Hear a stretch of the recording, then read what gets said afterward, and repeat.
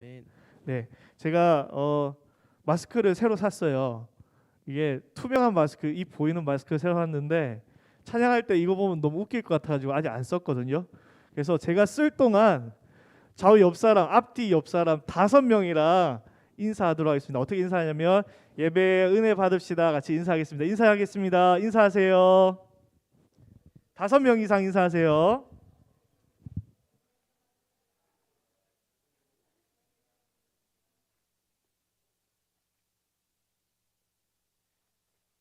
네. 많이 웃긴가요?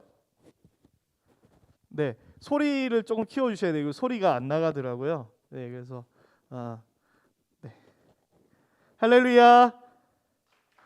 네, 여기 몇 분만 하죠. 할렐루야. 네, 할렐루야. 네, 미안합니다. 조금 더 우리가 적극적으로 하기 위해서 손을 한번 들어볼까요? 손 있으신 분. 네, 할렐루야 하면 박수 이렇게 한 번만 쳐보겠습니다. 할렐루야. 네, 감사합니다. 한 번만 더 해볼게요. 힘차게 할렐루야. 네, 감사합니다. 저도 힘이 막 나는 것 같아요. 우리가 지혜에 대해서 계속 배우고 있습니다. 그죠? 특히 지혜에 대해서 배울 때 선과 악을 구별하는 지혜에 대해서 첫 번째로 배웠고, 그리고 또 공의의 하나님을 아는 지혜에 대해서 배웠습니다. 그죠? 그리고 저번 주는 어떤 거 배웠는지 혹시 기억나나요? 저번 주에?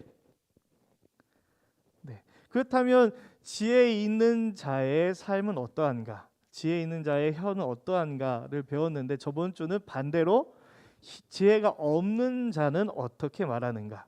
욥과 욥의 세 친구를 통해서 지혜 없는 자, 반대로 미련한 자의 언어 생활이 어떤가에 대해서 배웠습니다. 우리가 하나님 앞에서 지혜 없는 자가 되어서 미련한 말을 뱉으면 안 되겠죠? 네, 그래서 회개하면서 우리의 모습을 돌아보는 시간을 가졌습니다. 그렇다면 오늘은 그러면 어떻게 우리가 지혜 있는 자의 혀를 가질 수 있는가? 지혜로운 삶을 살아갈 수 있는가에 대해서 살펴보도록 하겠습니다. 아, 만약에 지혜가 있다, 선악을 분별하는 지혜가 있다, 그러면 입으로 뭘 해야 될까요? 선악을 분별하는 지혜가 생겼습니다. 그럼 입으로는 뭘 해야 될까요? 네, 지혜 너무 포괄적인데, 네, 선악을 분별하는 지혜가 생겼습니다. 그럼 입으로 무슨 말을 할까요? 선한 말. 네, 조금 구체적으로 얘기하면 선을 알았을 때 내가 어떻게 하냐면 하나님의 선하심을 알았을 때 입으로 뭐 하죠? 하나님을 찬양합니다. 그죠? 선을 알았을 때 우리는 입으로 하나님을 찬양합니다. 그리고 반대로 악을 알았을 때 나의 악함, 나의 힘으로 절대 구원받을 수 없는 나의 악함을 알게 되었을 때 우리는 입으로 뭘 해야 될까요? 회개를 해야 되죠. 그죠? 선과 악을 구별하는 지혜가 생기면 우리의 입으로 뭘 하냐면 하나님을 찬양하고 그리고 우리의 죄악들을 하나님 앞에 회개하는 그런 입술의 고백을 하게 됩니다. 그리고 공의의 하나님, 내 힘으로 절대 구원받을 수 없는데 하나님으로부터 난 의, 예수 그리스도의 십자가에 대해서 알게 되면 그 지혜가 있는 사람은 어떻게 할까요? 입으로 어떻게 할까요? 성경에 보니까 누구든지 주의 이름을 부르는 자는 구원을 얻으리라 라고 했잖아요. 그죠? 공의의 하나님을 아는 지혜가 있는 사람은 그래서 입술로 뭐 하냐면 여호와의 이름을 부르짖는 겁니다. 주님의 이름을 부르짖고 구원에 이르기 위해서 노력하는 거예요. 그러한 삶을 우리는 살아가고 있습니다. 그죠? 이미 예수님을 믿고 수련회 같은 데 가면 회개도 했고, 그죠? 회개도 많이 했고 우리 찬양도 했고 그리고 나에게 믿음을 주세요, 구원을 주세요 라고 여호와의 이름도 불렀습니다. 예수의 이름도 불렀습니다. 자, 그러면 이제 우리 입으로 이제 뭘 해야 될까요? 입으로 할 수 있는 건 다 했네, 그죠? 천국에 가면 되는데, 그죠? 이미 구원도 받았고 천국에 가서 찬양하면서 살면은 끝인데 지금 왜 여기 있죠? 왜 여기 아직 남아 있어요? 천국에 지금 가면 수능 공부도 할 필요가 없어, 그죠? 늦잠 자도 되려나 모르겠는데 왜 여기 남아있죠? 우리가 아직 입으로 해야 될 일이 남아있기 때문인 거죠. 우리가 아직 입으로 해야 될 남아있는 그 일이 뭘까요?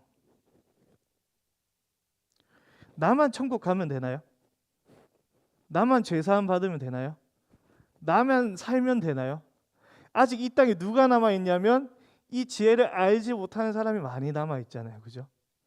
그래서 나는 이미 구원받았을지 모르지만 내가 아직 입으로 해야 될 일이 남아있는 겁니다. 무슨 일이죠? 내가 갖고 있는 이 하나님을 아는 지혜로 이 사람들에게 하나님을 증거하는 것. 그게 우리의 입술로 해야 되는 가치 있는 일이죠. 지혜가 없어서 죽어가는 사람이 이 땅에 아직 많기 때문에 지식을 전해줘야 하고 또 그들을 치료해줘야 되고 그들을 살려줘야 되는 의무가 우리 가운데 있기 때문에 하나님은 지금 이곳에 우리를 두고 계시는 겁니다. 우리 친구들 중에 부모님께서 교회 같이 안 다니는 친구들도 있죠. 그죠? 부모님을 위해서 여러분 입술 가지고 뭘 해야 되겠습니까? 나는 이미 구원받았는데 내 입술을 가지고 무엇을 해야 되겠습니까? 하나님을 증거해야겠죠. 그죠? 내가 받은 은혜에 대해서 이야기해 줘야겠죠. 천국 갈 수 있는 길에 대해서 이야기해 줘야겠죠. 내 입으로 그러한 일을 하기를 하나님께서 원하신다는 겁니다. 우리 성경 다 폈으니까 15장을 볼게요. 15장 2절 보겠습니다. 15장 2절에는 그래서 이렇게 이야기하고 있습니다. 지혜 있는 자의 혀는 지식을 선히 베풀고 라고 이야기하고 있습니다. 그죠? 그리고 15장 7절에는 뭐라고 얘기하고 있냐면 지혜 있는 자의 입술은 지식을 전파하여도 라고 이야기하고 있어요. 그러니까 지혜 있는 자는 나만 구원받고 멈추는 게 아니라 내가 갖고 있는 지식을 전해준다라고 이야기하고 있는 거죠. 그리고 15장 4절에는 뭐라고 이야기하고 있습니까? 온순한 혀는 곧 생명나무이지만 이라고 이야기하고 있습니다. 저번 주에 이 온순한 입에 대해서 얘기했어요. 온순하다는 것은 다른 것을 치료하다라는 의미를 갖고 있다고 했습니다. 원어적으로.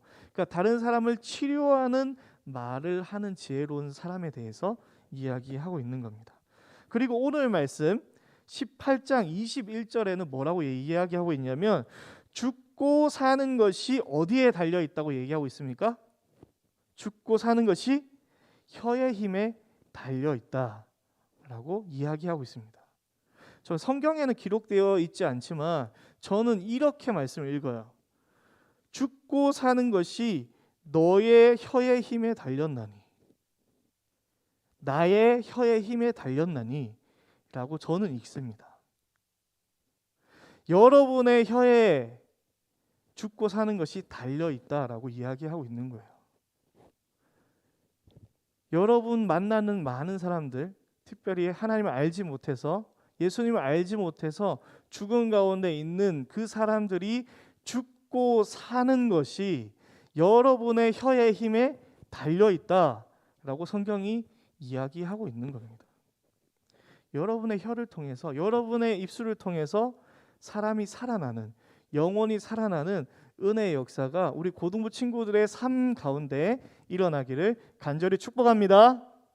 할렐루야. 할렐루야. 네, 정말 그렇게 살기를 원하는 친구들은 힘차게 한번 손뼉치겠습니다. 할렐루야. 네. 근데 문제가 있어요.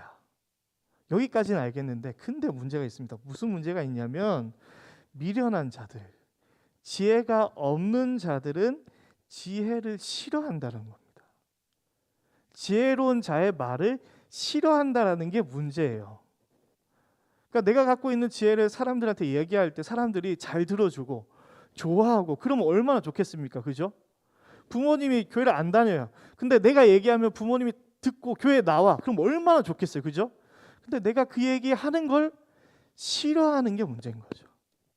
학교에서 교회 안 다니는 친구들한테 전도하면 그 친구들이 그래 교회가 그런 곳이야 가야 되겠다 이렇게 귀를 기울이고 들어주면 좋겠는데 싫어하는 게 문제죠. 그죠? 그게 문제입니다. 18장 1절에 그래서 이렇게 이야기하고 있습니다. 무리에게서 스스로 갈라지는 자는 자기 소욕을 따르는 자라. 온갖 참 지혜를 배척하느니라 라고 이야기하고 있고, 2절에 18장 2절에는 이렇게 얘기합니다. 미련한 자는 명철을 기뻐하지 아니하고, 그리고 18장 5절에는 이렇게 얘기합니다. 악인을 두둔하는 것과 재판할 때에 의인을 억울하게 하는 것이 선하지 아니하니라 라고 이야기하면서, 이 말씀을 거꾸로 생각하면 악인들 자신을 두둔하는 것, 그리고 재판할 때 의인을 억울하게 하는 걸 기뻐한다 라고 이야기하고 있는 겁니다. 우리가 코로나 시대 살고 있잖아요, 그죠? 코로나 시대 살고 있습니다. 그래서 교회 다니는 거에 대해서 괜히 욕먹을 때가 많아요, 그죠? 이러한 시기에 전도하면요 더 욕먹겠죠, 그죠? 학교 개학해가지고 학교 가가지고 교회 나가야 된다라고 얘기하면 욕먹을 가능성이 많은 시대에 우리가 살아가고 있어요. 그렇지만 성경에서 이미 이야기하고 있습니다. 미련한 자들은 지혜의 말을 미워한다, 듣기 싫어한다 라고 이야기하고 있는 거예요. 복음을 싫어하는 자들에게 우리가 얘기할 때 사람들이 이렇게 반응합니다. 여러분, 제가 선악을 구별하는 지혜가 있어요. 당신은 죄인입니다. 당신은 지옥 가요 라고 얘기하면 뭐라고 그럴까요? 욕하겠죠. 네가 뭔데 나한테 죄인이라고 하냐고, 그죠? 근데 우리가 배운 건 맞잖아요. 우린 다 죄인이라서 지옥 가잖아요, 그죠? 예수님 안 믿으면. 얘기했는데 그 얘기하면 욕을 먹을 수밖에 없죠, 그죠? 공의 하나님에 대해서 얘기해요. 당신이 천국 갈 수 있는 방법은 착하게 사는 게 아니고 예수님 믿는 그거밖에 없습니다 라고 얘기하면 욕 먹는 거예요, 그죠? 그런 시대 속에 우리가 살아가고 있어요. 그런데 뭐라고 우리가 말씀 읽었냐면, 그 사람들이 죽고 사는 것의 문제는 나의 혀의 힘에 달려있다 라고 얘기하니까 내가 또 말을 안 할 수는 없는 거예요. 그 사람들이 싫어하는데 말은 해야겠어. 그게 우리의 딜레마인 거죠. 여러분, 전도하는 게 쉬워요, 어려워요? 전도하는 게 쉬워요, 어려워요? 학교 가면 막 전도를 하고 싶어요? 전도하고 싶어요? 우리 행축 같은 거 하잖아요, 그죠? 행축할 때 교회와 이런 거 말고, 그 정도 수준 말고 구원을 위해서, 친구를 위해서, 부모님을 위해서 전도할 때 그 전도가 쉽던가요? 즐겁던가요? 힘들죠. 그런데 해야 되는 의무가 우리 가운데 있다라고 성경이 계속해서 이야기하고 있습니다. 조금 가벼운 얘기로 돌아가서, 여러분 저 한번 보세요. 네, 고개 숙이신 친구들 저를 한번 봐주세요. 네, 제가 일부러 이거 입도 뚫린 거 갖고 왔는데, 여러분이 보기에는 저는 불의를 보면 못 참는 성격일 것 같아요? 불의를 보면 꾹 잘 참는 성격일 것 같아요? 자, 불의를 보면 못 참을 것 같다 손 들어보세요. 손 안 드는 거 다 보여요? 들고 안 들고 다 보여요? 자, 불의를 보면 꾹 참을 것 같다. 둘 중에 하나 드셔야 돼요. 다시. 자, 불의를 보면 못 참을 것 같다. 화낼 것 같다. 손 내리세요. 불의를 보면 그냥 꾹 참고 지나갈 것 같다. 그냥 강도사님 싫다. 손 안 드는 사람들 뭐야? 네. 대체적으로 좀 불의를 보고 안 참을 것 같다고 손 든 사람이 더 많은 것 같은데, 옛날엔 그랬어요. 옛날에는 진짜 옛날엔 그랬습니다. 제가 초등학교 때 키예요. 그러시는데 초등학교 때 지금 키입니다. 성장이 엄청 빨랐어요. 초등학교 6학년 때 제 키예요 지금. 그러니까 초등학교 때는 누가 저를 안 건드렸겠죠, 그죠? 뭐 싸움 잘하는 친구들이 있어도 저를 굳이 건드릴 그런 신체적인 조건이 아니었어요.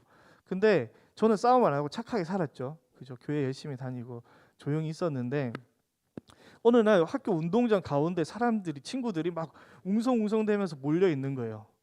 그래서 이제 끝날 때가 돼서 학교 끝날 때가 있어 가다가 딱 보니까 학교에서 그 초등학교도 짱이 있잖아요, 그죠? 짱이 어떤 애를 괴롭히고 있는 거예요. 막 때리면서, 막 뺨 때리면서 막 괴롭히고 있는 거예요. 제가 어떻게 했죠?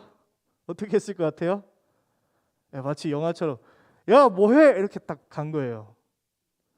싸움을 잘 못했어요. 그냥 덩치만 컸고 싸움을 잘 못했는데 그래도 그냥 지나갈 수 없어서 딱 가서 그 연약한 친구한테 야, 집에 빨리 가 이렇게 하고 짱이랑 저랑 남고 주변에 친구들이 이렇게 둘러싸고 있었습니다.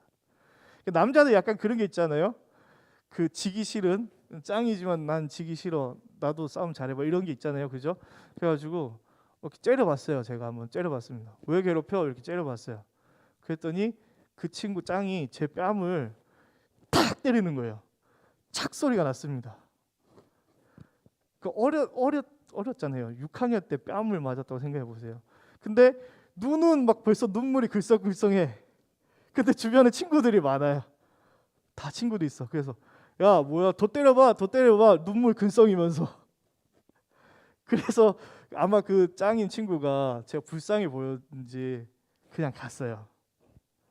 어쨌든 제가 뺨 한 대 맞고 그 연약한 친구를 한번 살려줬습니다. 건져줬습니다. 그리고 나서 시간이 많이 흘렀어요.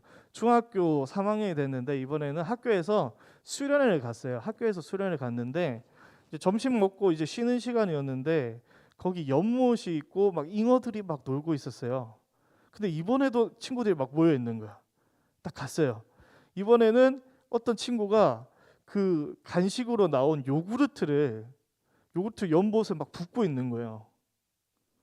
그래서 뭐 하나 봤는데 아마 그랬던 것 같아요. 붕어들 먹으라고 이해가 안 되는데 붕어들 먹으라고 이제 요구르트를 연못에 붓고 있는 거예요. 그래서 제가 딱 봤는데 이러면 연못이 더러워지잖아요. 그렇죠? 그래서 제가 그냥 참았어야 되는데 야 뭐해? 야 그거 하지 마 이렇게 한 거예요. 근데 갑자기 그 친구가 저한테 딱 오더니 야 너 나 누군지 알아? 이러는 거예요. 이름이 가명입니다. 야 나 김동진이야 이렇게 하는 거예요. 저는 모르죠. 김동진 누군지 모르는데 친구들은 다 아나 봐요. 그러니까 주먹 꽤나 쓰는 그런 친구였던 것 같아요. 난 모르니까 그냥 들이댄 거죠. 들이대다가 또 째려봤죠. 어떻게 됐을까요? 또 맞았죠. 또 뺨을 딱 맞았어요. 근데 이번에는 이제 중학생이잖아요. 중학생. 그러니까 한 대로 끝날 것 같지 않는 그런 상황이었는데 다행히 그걸 그 수련회 조교 선생님이 봐서 살았습니다. 뺨 한 대 맞고 살았습니다. 자, 뺨을 몇 대 맞았죠? 총 2대 맞았죠. 2대 맞았습니다. 이제 더 컸어요. 대학생이 됐습니다. 대학교가 돼서 이제 대학생이 돼서 신학교에 들어갔어요. 근데 그 학교에 동아리 방이 있는데 좀 으쓱한 데 있었거든요. 이제 동아리 방에 들어가려고 이렇게 가는데 여고생들이 교복을 입고 계단에 앉아서 한 5명이서 담배를 피우고 있는 거예요. 어떻게 해야 되죠? 제가 아직 여고생이랑 싸워서 져본 적은 없는데 5명이 앉아서 담배 피우고 있잖아요. 그 순간 고민했어요. 얘네를 혼낼까? 진짜 막 욕하고 혼낼까 이렇게 생각하다가 이제 다가가고 있습니다. 이미 몸은 다가가고 있어요. 그럼 막 고민하는 거예요. 어떻게 하지 하다가 제가 혼냈어야 되는데 약간 자존심 상하게 저기요 여기 금연구역이에요 이렇게 얘기했어요. 약간 무서웠어요. 약간 솔직히 얘기하면 지금은 길을 가다가 예를 들어서 고등학생이 담배 피고 있다. 그럼 잘 얘기 못 할 것 같아요. 조금 무서워요. 요즘 고등학생들. 너희들 좀 무서워. 얼굴이. 좀 웃어. 알았지? 예배 시간에는 웃어. 무서우니까. 제가 무슨 얘기하려고 이 예를 들고 있죠? 뭔가 좋은 일, 의로운 일, 사람을 살리는 일 하려고 하는데 거기에 장애물이 있거나 고난이 있으면 우리가 그 일을 하다가 멈추거나 주저하게 되는 경우가 많다는 거죠. 처음에 믿음을 가지게 된 친구들 전도 진짜 잘해요. 처음 구원을 받은 친구들 전도 진짜 잘해요. 근데 전도 하다가 막히고 하다 보면 이제 나 전도 너무 힘들어서 못 하겠다라고 되는 경우가 진짜 많아요. 여러분 어때요? 여러분 주변의 친구들한테 전도 열심히 하고 있나요? 그 친구들이 살고 죽는 게 여러분의 혀의 힘에 달렸는데 여러분 어떻게 하고 있습니까? 제 주변에 이제 저는 전도할 친구가 없어요. 강도사님 친구는 다 목사님이야. 목사님한테 가서 전도할 수가 없잖아요, 그죠? 네. 교회 안 다니는 친구 한 명도 없어요.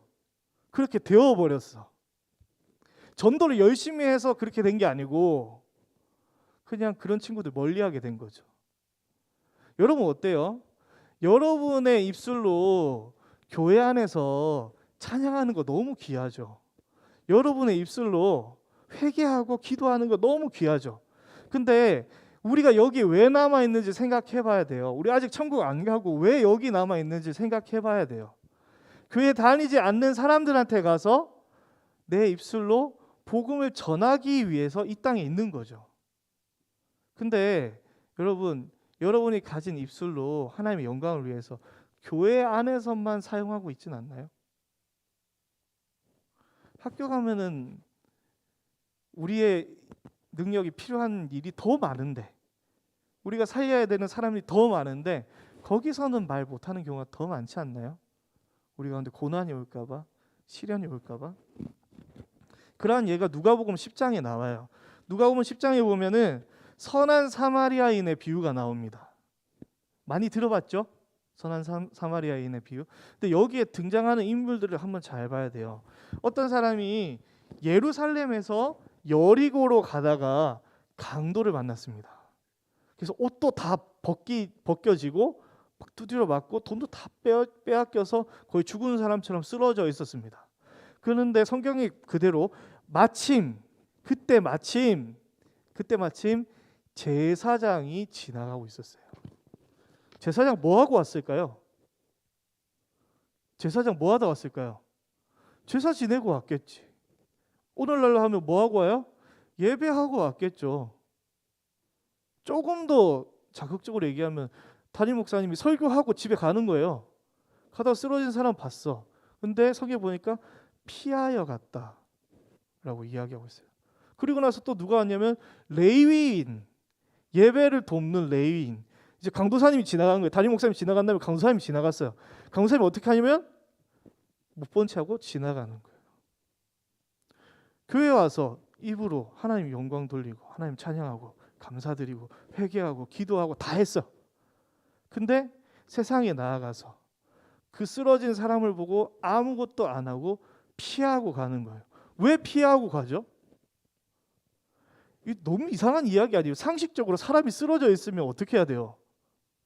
도와주겠죠. 뭐 신고라도 하겠죠. 그죠? 근데 이상하게 사마리아인의 비유에 나오는 제사장하고 레위인은 피해 갔어요. 왜 피해 갔을까요? 제사를 섬기는 이 사람들은 부정한 것을 가까이 하면 안 됐어요. 이 사람이 죽은 시체일 수 있잖아요. 시체를 만지면 부정하다고 생각한 거예요. 그러니까 부정한 걸 최대한 피한 거죠. 또 이럴 수 있죠. 그 사람을 괜히 도와줬다가 나도 강도 만날 수 있으니 피해 간 걸 수도 있습니다. 근데 제가 성경을 읽어보면 앞에 이야기가 더 큰 것 같아요. 내가 부정해질까 봐. 여러분 이상한 권면 같을지 모르겠지만 학교에서 교회 안 다니는 친구들을 좀 많이 사귀세요. 학교에서 신앙 좋은 친구들 사귀는 것도 너무 중요하고 좋은데 좀 교회 안 다니는 친구들 좀 많이 사귀세요. 그리고 어떻게 해요? 여러분의 입술로 복음을 전하세요. 그 친구들을 살려주는 역할을 여러분이 할 수 있습니다. 그런데 제사장도 지나가고 레위인도 지나가고 그 뒤에 누가 나타나냐면 사마리아인이 나타났어요. 극단적으로 표현하면 담임 목사님이 지나가고 강도사님이 지나갔는데 스님이 지나간 거야. 스님이 딱 지나왔는데 스님이 어떻게 해요? 그 사람을 도와줘. 자기 포도주로 그 사람 상처에 붓고 소독해주고 자기 짐승에 태워가지고 주막으로 데려가서 돈을 지불하면서 이 사람 치료해달라. 혹시나 모자라면 내가 갔다 와서 다 줄게. 이 사람 치료해달라 라고 누가 해줬다고요? 스님이. 목사님이 안 해주고 스님이. 그러고 나서 예수님께서 얘기하죠. 너도 가서 이와 같이 하라. 이게 이웃이다. 이게 친구가 되어주는 것이다. 라고 예수님께서 이야기하시죠. 그게 선한 사마리아인의 비유의 내용입니다. 여러분, 저처럼 목사님 친구만 있으면 안 좋은 거예요. 그죠? 물론 목사님 친구 있는 것 그거 자체는 좋은데 그 친구만 있으면 안 좋은 거예요. 그죠? 교회 다니지 않는 친구들도 있어야 되는 거예요. 사귀고 복음 전해야 되는 거죠. 그게 부정한 게 아니거든요. 그게 내가 해야 될 사명이거든요.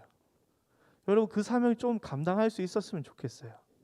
특별히 부모님 때문에 고민하는 친구들도 있잖아요. 그죠? 오늘 말씀을 들으면서 내가 어떻게 부모님한테 복음을 전할까? 가족들, 친척들, 친한 친구들한테 복음을 전할까? 한 번쯤 고민해보는 시간이 되었으면 좋겠습니다. 근데 이러한 어려움 때문에 우리가 복음을 잘 못 전하잖아요. 그죠? 어떻게 그러면 복음을 전할 수 있는 사람이 되겠습니까? 복음을 전해야 되는데 세상이 싫어하고 미워한다면서요. 미련한 자들은 지혜를 미워한다면서요. 그러면 우리 어떻게 해야 될까? 지금 우리의 믿음 상태로 그냥 가가지고 하기 너무 힘든 건 사실이잖아요. 그죠? 한번 이렇게 설교 들었다고 해서 가가지고 복음 전해지고 이런 거 아니잖아요. 어떻게 할 수 있을까? 베드로를 잠깐 묵상하고 말씀을 정리하려고 합니다. 예수님의 제자들의 직업 중에 가장 많은 비율을 차지하는 게 뭐죠? 예수님의 제자들? 어부죠. 네. 베드로, 야고보, 요한, 안드레 이런 사람들 다 어부였습니다. 그죠? 베드로도 어부였죠. 그죠? 예수님께서 이 어부인 제자들을 부르면서 뭐라고 얘기하냐면 너희가 사람을 낚는 어부가 되게 하겠다. 이제 너희는 사람을 취하리라 라고 말씀하십니다. 무슨 얘기냐면 어부라는 직업은 잘 생각해 보세요. 어부는 뭘 잡죠? 물고기를 잡죠. 물고기를 어디로 잡는 거죠? 물고기가 어디 살죠? 물에 살죠. 물에 사는 물고기를 그물에 걸리게 해서 물 밖으로 꺼내면 어떻게 돼요? 죽죠. 네, 어부는 죽이는 직업입니다. 죽이는 직업. 세상에 지혜가 없는 사람들은 열심히 살아가요. 뭔가 유익을 얻기 위해서 열심히 살아가는데 결국은 죽이는 직업이에요. 살리는 일을 하지 못해요. 근데 사람을 낚는 어부는 어떤 거죠? 예를 들어서 사람이 물속에 있어. 근데 그 사람을 낚아서 꺼내요. 그럼 그 사람은 어떻게 되죠? 사는 거죠. 원래 어부는 죽이는 직업이었는데 이제는 살리는 사람으로 바꾸시겠다라고 이야기하는 거예요. 여러분의 입으로 지혜가 없을 때는 사람을 죽입니다.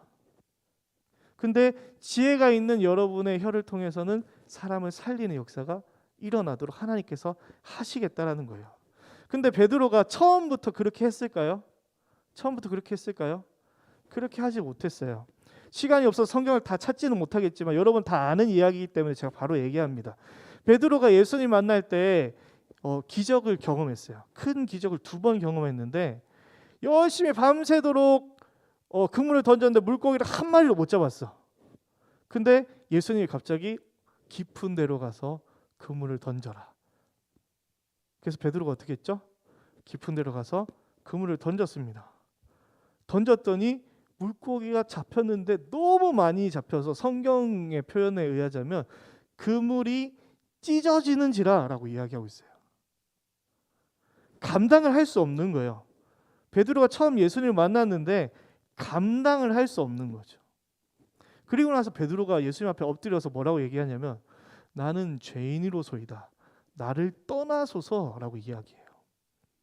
우리 지혜에 대해서 배우고 있으니까 어떤 예수님에 대해서 배웠냐면 선하신 예수님에 대해서 깨닫고 나는 죄인이다라는 걸 깨달은 거죠. 그래서 엎드렸습니다. 이게 베드로와 예수님 만나기 시작이에요. 아직 베드로는 사람을 낚는 어부로 준비가 아직 안 돼 있어. 입술로 사람을 살릴 수 있는 사람이 아직은 아니에요. 그렇지만 선악을 아는 지혜가 생겨서 모든 걸 버려두고 예수님을 따릅니다. 교회 다니게 된 거예요. 열심히 다니다가 괜찮은 고백도 해요. 주는 그리스도시여 살아계신 하나님의 아들입니다 라고 고백하고 칭찬을 받습니다. 칭찬을 받는데 그 바로 뒤에 사탄아 물러가라, 꺼져, 이런 소리를 들어요. 그 뒤에 예수님께서 나는 이제 십자가에 달려 돌아가야 돼, 죽어야 돼 라고 얘기했을 때 예수님 절대 그럴 수 없어요 라고 얘기하다가 사탄아 물러가라 라는 소리를 들었죠. 베드로 아직 뭘 모르고 있냐면 공의의 하나님에 대해서 아직 모르고 있는 거예요. 십자가에 달려 죽어야만 하는 예수님에 대해서 이해할 수가 없는 거죠. 저번 시간에 욥이 그랬던 것처럼 베드로는 이해하지 못했어요. 그런데 그 이후에 베드로가 예수님을 3번이나 부인하고 진짜 큰 죄인이라는 걸 깨닫고 난 이후에 예수님께서 다시 찾아오시죠. 이번에도 베드로가 그물을 던지고 있었어요. 밤새 그물을 던졌는데 물고기를 못 잡았습니다. 근데 갑자기 예수님이 나타나서 이번에는 멀리가 아니라 배의 오른편에 그물을 던지라 라고 했습니다. 베드로가 그물을 던졌어요. 그때 물고기가 많이 잡혔습니다. 이번에는 요한복음에 분명하게 이렇게 기록했습니다. 물고기가 많았는데 그물이 찢어지지 아니한지라 라고 기록하고 있습니다. 그리고 물고기를 잡고 물고기 세보니까 몇 마리냐면 153마리다 라고 성경이 이야기하고 있습니다. 이제 베드로가 뭐가 됐냐면 사람을 취하는, 사람을 낚는 어부가 될 준비가 되었다라는 의미를 보여주고 있는 거예요. 그리고 나서 예수님께서 베드로한테 물어보죠. 네가 나를 사랑하느냐? 네가 나를 사랑하느냐? 이 사람들보다 네가 나를 더 사랑하느냐? 내 양을 치라. 내 양을 먹이라. 내 양을 치라. 나를 따르라 라고 예수님께서 비로소 베드로에게 명령하십니다. 그리고 나서 바로 넘어가서 사도행전에 넘어가면 베드로가 성령을 받고 복음을 전하고 수천 명이 주님께로 돌아오는 구원의 역사가 일어나게 되는 거죠. 베드로의 시작도 그랬습니다. 우리처럼 두려워하고 아무것도 할 줄 모르는 어리석은, 아직은 입으로 사람을 살리기에는 너무 부족한 것이 많은 그런 베드로였습니다. 그런데 예수님의 사랑을 깨닫고 나서, 그리고 내가 비로소 정말로 예수님을 사랑할 수 있게 된 이후에 성령을 받고 정말로 입술로 사람을 살리는 사람이 되었습니다. 우리 친구들도 그렇게 될 수 있습니다. 왜냐하면 하나님께서 우리를 그러기 위해서 부르셨기 때문에, 우리 친구들을 그런 사명자로 세우시기 위해서 부르셨기 때문에 여러분은 반드시 베드로처럼 사람을 낚는 어부가 될 것입니다. 말씀을 정리하겠습니다. 오늘 말씀을 기억하면서 우리 친구들이 결단할 수 있었으면 좋겠어요. 마음에 소원이 생겼으면 좋겠습니다. 하나님, 나도 내 입술로 사람을 살릴 수 있는 사람 될 수 있도록 인도해 주세요. 지금은 내가 연약하고 부족하지만, 아직은 전도하는 게 두렵고 아직은 전도하는 게 너무나 힘들지만, 내 입에 힘이 없는 것 같지만 하나님께서 나를 그렇게 택하셨으니 나를 인도하셔서 내가 그런 멋진 사람을 살리는 능력의 사람, 지혜의 혀를 가진 사람이 될 수 있도록 인도해 달라고 기도하며 다짐하며 나아갈 수 있는 우리 모든 고등부 친구들 되기를 간절히 소망합니다. 간절히 소망합니다. 네, 같이 한번 기도하겠습니다. 우리 같이 찬양하고 기도할 텐데요.